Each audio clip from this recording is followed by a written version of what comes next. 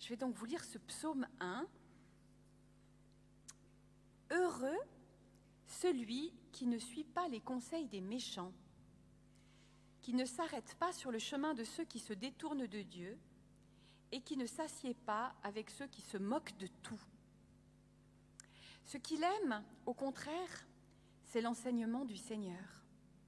Il le médite jour et nuit. Il est comme un arbre planté près d'un cours d'eau. Il produit ses fruits quand la saison est venue, et son feuillage ne perd jamais sa fraîcheur. Tout ce qu'il fait réussit. Mais ce n'est pas le cas des méchants. Ils sont comme des brins de paille dispersés par le vent.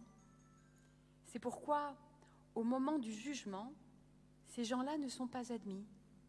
Dans l'assemblée des justes, il n'y a pas de place pour eux. Le Seigneur connaît la conduite des justes, mais la conduite des méchants les mène au désastre. Amen.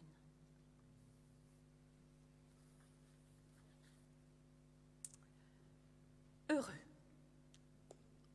C'est donc comme ça que commence le psaume 1 et donc que s'ouvre aussi tout le recueil des 150 psaumes de la Bible par ce qu'on appelle une béatitude. Heureux l'homme qui... Et si on parlait du bonheur? En cette rentrée un peu particulière, je me suis dit quand même qu'il y avait matière à réflexion. Il paraît qu'après l'expérience des 7 semaines de confinement, les Français ont sérieusement revu leurs priorités en la matière. Il y a ceux qui ont pris leur clic et leur claque et qui sont allés s'installer loin de Paris. Le bonheur, c'est toujours loin de Paris. Il y a ceux qui ont déménagé pour un appartement avec terrasse, parce qu'en confinement, le bonheur, c'est une terrasse. Ceux qui ont laissé leur vie urbaine et leur boulot de dingue pour se recycler dans la permaculture, tout le monde le sait, le bonheur est dans le pré. Ceux qui ont décidé de circuler à vélo exclusivement, ou bien encore ceux qui ont fait un bébé. Et je ne blague pas, j'en connais au moins 2 qui m'ont annoncé dans les 2 jours derniers que, voilà, il y avait une grossesse qui datait du confinement. C'est quoi le bonheur? Voilà bien la question que nous sommes amenés à nous poser un jour ou l'autre. Et d'ailleurs, cette question, elle fait la recette dans les rayons bien-être ou psychologie des librairies. Tout le monde y va, de sa définition, de ses petits conseils. Chacun propose un chemin plus ou moins bien balisé, plus ou moins lucratif. Bref, il y a de quoi faire. Et pourtant, ça n'est pas juste un effet de mode. Tout cela n'est pas nouveau. Car c'est aussi une question que nos ancêtres dans la foi se sont posées avant nous. Comment être heureux? Comment réussir à trouver cette disposition du cœur qui s'appelle le bonheur?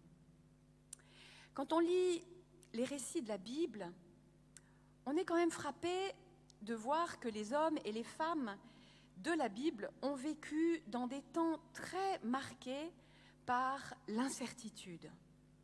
Des temps de guerre, des temps de famine, de sécheresse, des temps d'exil. Alors, pour eux, l'enjeu du bonheur, au-delà d'une simple survie, ça a été de trouver des points de repère stables et de se construire une histoire. Dans son expérience de l'exil notamment, le peuple d'Israël a dû se forger des repères qui ne soient pas seulement liés à la possession d'une terre, d'un territoire ou à la construction d'un temple. Un bonheur transportable, en quelque sorte, un bonheur qui tient dans un sac à dos. Qu'est-ce qui reste quand le monde se dérobe? Quel peut être le point d'appui qui rend l'homme heureux en toutes circonstances? Voilà la question.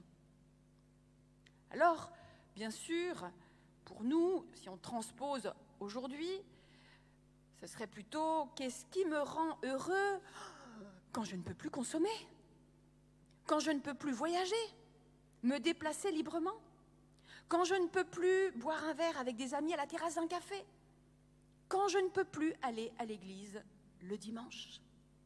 Qu'est-ce qui me permet de trouver le bonheur malgré tout?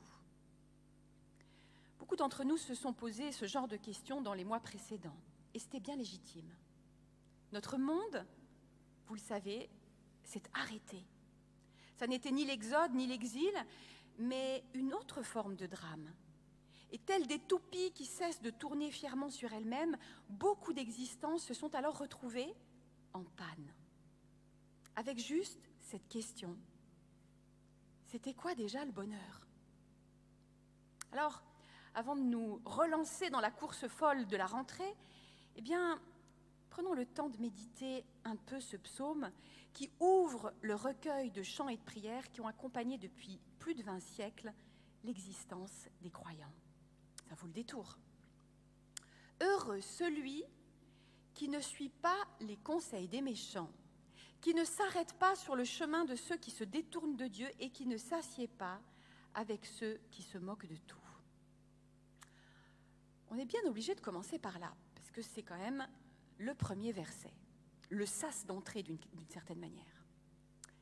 Mais j'avoue que c'est un peu déroutant quand même de démarrer une réflexion sur le bonheur par des choses négatives.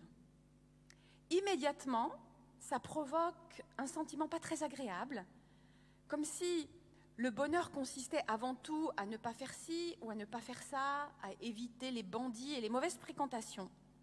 C'est un peu rapide comme définition du bonheur. C'est un peu binaire, diront certains. Le bien, le mal, les méchants, les gentils, l'arbre bien planté d'un côté, le brin de paille dispersé de l'autre. Choisis ton camp, camarade. C'est vrai, ça a l'air effectivement un peu manichéen. Mais peut-être parce que nous sommes très binaires, très manichéens au fond. Ne sommes-nous pas les premiers à réclamer toujours des chemins bien balisés, à faire nos classifications du bien et du mal, à juger les uns comme ci et les autres comme ça, et à vouloir finalement nous passer de Dieu pour suivre notre propre feuille de route? Nous nous retrouvons alors, comme les Hébreux, tournant dans le désert, à la recherche du bonheur ou de la terre promise, parce que nous n'arrivons pas à comprendre que tout se joue en réalité dans la confiance en Dieu. Le bonheur, c'est Dieu à portée de notre cœur. Comme Israël au désert, nous sommes invités à repérer tout d'abord les tentations qui peuvent nous détourner de ce bonheur promis par Dieu. Et de manière très concrète, en fait. Un peu comme dans la tentation de Jésus au désert, au moment d'entrer dans son ministère. Récemment, quelqu'un me disait que à chaque fois, une personne me disait qu'à chaque fois qu'elle voulait lire la parole, il se passait quelque chose qui l'en détournait. Alors, soit parce qu'elle recevait un coup de téléphone, ou bien qu'elle pensait à quelque chose qu'elle devait régler impérativement, ou bien parce qu'elle se laissait distraire tout simplement. Je ne sais pas si ça vous est déjà arrivé. Hein, je vois des gens qui opinent. Bah oui, moi ça m'est arrivé aussi. En fait, chaque fois que nous ouvrons la Bible, chaque fois que nous voulons nous mettre à l'écoute de la parole de Dieu, quelque chose ou quelqu'un voudrait nous en détourner. Et aussi surprenant que ça puisse paraître, nous sommes alors semblables à cet homme qui est tenté de suivre les conseils des méchants, de s'arrêter sur le chemin de ceux qui se détournent de Dieu, ou bien de s'asseoir avec ceux qui se moquent de tout. Nous sommes tentés de passer à côté de cette parole dans laquelle s'enracine notre bonheur. Ce premier verset du psaume 1 nous invite donc d'abord à nous positionner, à nous tenir dans une forme de vigilance, de prudence. Parce que, en réalité, il ne s'agit pas tant d'éviter des mauvaises fréquentations qui nous détourneraient du droit chemin, que d'être surtout vigilants par rapport à nous-mêmes. Il n'y a pas d'un côté des gentils croyants et de l'autre des méchants athées qui cherchent à nous détourner de la vérité. C'est en nous-mêmes que la tentation se joue. Dans le dialogue intérieur de notre conscience, en proie à la parole du méchant, du pécheur et du moqueur. Suivre les conseils du méchant, s'arrêter sur le chemin de ceux qui se détournent de Dieu, s'asseoir avec ceux qui se moquent de tout, c'est de nous qu'il s'agit avant tout, nous qui sommes à la fois justes et pécheurs. Parce que nous sommes enclins à écouter une autre voix que celle de Dieu, en particulier lorsqu'il s'agit de comprendre sa volonté. Une voix qui cherche souvent à tordre celle de Dieu pour que nous entendions autre chose, un peu comme dans le récit de la Genèse avec le serpent. Aussi parce que nous pouvons nous arrêter soudain dans notre marche avec Dieu, en nous laissant détourner de lui et de son projet, ou même de son amour, en devenant captifs de faux raisonnements que nous nous construisons nous-mêmes. Ça me rappelle cette parole de l'apôtre Paul dans l'Épître aux Galates lorsqu'il dit « Vous couriez bien. Qui vous a arrêté pour vous empêcher d'obéir à la vérité ?» Ou bien parce que nous sommes parfois prompts à nous installer dans le confort de nos certitudes et à nous moquer finalement de Dieu. Non pas ouvertement, bien sûr, mais en soumettant sa parole à nos opinions ou à nos désirs et en l'instrumentalisant à notre guise. Bref, vous l'avez compris, le chemin du bonheur est semé d'obstacles et de tentations. Il faut d'abord apprendre à repérer ces tentations et à déjouer les pièges de l'ennemi. C'est un peu comme la règle du jeu. Mais le cœur du message du psaume vient juste après, au verset 2. « Heureux l'homme qui aime l'enseignement du Seigneur et qui le médite jour et nuit. » Littéralement, ça veut dire « l'homme heureux », c'est celui qui met son plaisir dans la Torah du Seigneur. Mettre son plaisir dans la Torah du Seigneur. 2 étages en dessous de chez moi, il y a une synagogue qui rassemble une communauté loubavitch, donc plutôt orthodoxe. Et comme la synagogue est un peu petite, en fait, régulièrement, je croise dans les escaliers des hommes avec leur châle de prière, en train de murmurer, vous savez, de murmurer la Torah comme ça en se balançant. Évidemment, c'est un peu étrange pour nous. C'est pas franchement l'idée qu'on se fait du bonheur, et encore moins celui qu'on nous vend dans les magazines. Mais en relisant ce psaume, j'ai appris à les regarder différemment. Parce qu'il est question ici, oui, dans le psaume, de plaisir, d'une relation profondément aimante, quasi amoureuse, entre l'homme et la parole de Dieu. Méditer, ça n'est pas une contrainte, un exercice ou une obligation. C'est quelque chose de bon, une source de plaisir, comme un compagnonnage joyeux et enivrant, une merveilleuse rencontre. La loi dont parle le psalmiste, c'est cette parole vivante par laquelle Dieu nous nourrit, nous éclaire, nous façonne, nous conduit. C'est sa sagesse, ses commandements, sa promesse, son alliance. C'est Dieu lui-même qui vient à notre rencontre, qui se rend présent à nous, qui s'offre à nous.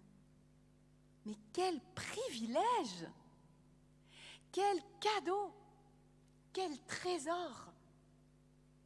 Et quand le psalmiste parle de méditer nuit et jour, ça ne veut pas juste dire non-stop d'une manière mécanique. Ça décrit un phénomène d'appropriation et d'intériorisation de la parole. Il s'agit en fait de se familiariser avec cette parole jusqu'à la faire nôtre, comme si elle était écrite en nous. Vous savez, un peu comme dans la promesse faite par Dieu en Jérémie 31, 33, « Je déposerai ma loi au fond d'eux, je l'inscrirai dans leur être. » Le bonheur qui est proposé ainsi au début du livre des psaumes, c'est celui qui consiste à vivre en se laissant totalement irriguer, façonner et construire par la parole de Dieu. Tel un arbre planté près d'un cours d'eau, il produit ses fruits quand la saison est venue et son feuillage ne perd jamais sa fraîcheur.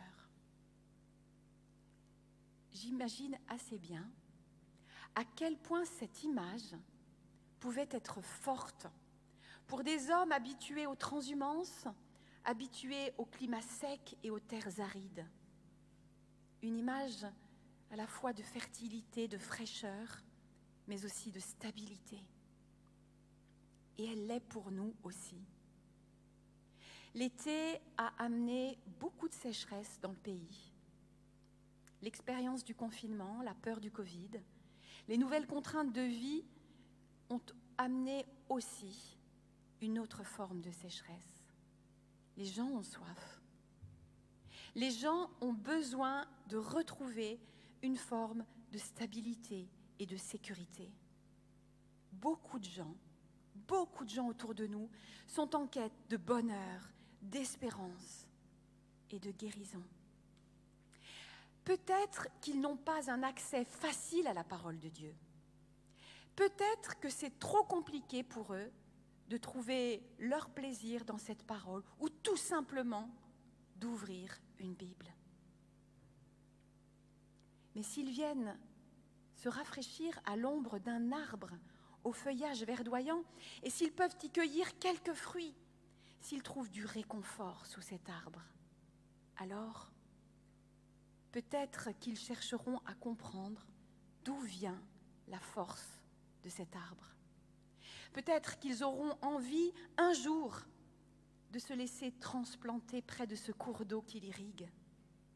Peut-être qu'ils se laisseront eux aussi rafraîchir et renouveler par cette parole. Encore faut-il qu'ils trouvent des arbres bien plantés et verdoyants. Quel genre d'arbre sommes-nous ? Quel bonheur avons-nous choisi ? L'homme heureux dont parle le psaume, celui qui a mis tout son plaisir dans la parole de Dieu et qui a su éviter toutes les tentations de ce monde, pour nous c'est évident, c'est Jésus-Christ. Son bonheur n'était sans doute pas celui que le monde revendique et promeut, parce que ce bonheur, vous le savez, est passé par l'épreuve de la croix, du rejet et même de la mort. Mais il n'a pas dévié de sa trajectoire. Il est resté fidèle jusqu'au bout, par amour, pour manifester l'amour inconditionnel de Dieu, sa parole donnée à jamais. Notre bonheur à nous, frères et sœurs, c'est de connaître cette parole qui s'est faite chair et qui est venue habiter parmi nous, la connaître vraiment et la méditer sans cesse. En ce début d'année, je crois que nous sommes invités à plonger plus profondément nos racines dans cette parole, en nous tenant auprès de Jésus comme un arbre bien planté au bord de l'eau, telle Marie, la sœur de Marthe, qui avait choisi la bonne part en écoutant l'enseignement du Maître. Nous sommes appelés à recevoir cette parole, à la murmurer jour et nuit, à en faire nos délices, à nous laisser sans cesse à nouveau bousculer, interpeller, à nous laisser aussi justifier par elle et par elle seule, quoi qu'en disent les méchants et les moqueurs. Nous sommes appelés à nous tenir sans cesse près de la source d'amour, puisant dans cette parole de Dieu ce qui nous fait grandir. Alors sans aucun doute, notre feuillage restera verdoyant, même même dans les temps de sécheresse. Et le Saint-Esprit nous donnera de porter du fruit pour les autres au moment voulu. Heureux l'homme qui aime l'enseignement du Seigneur et le médite jour et nuit. Il est comme un arbre planté près d'un cours d'eau. Il produit ses fruits quand la saison est venue et son feuillage ne perd jamais sa fraîcheur. Amen.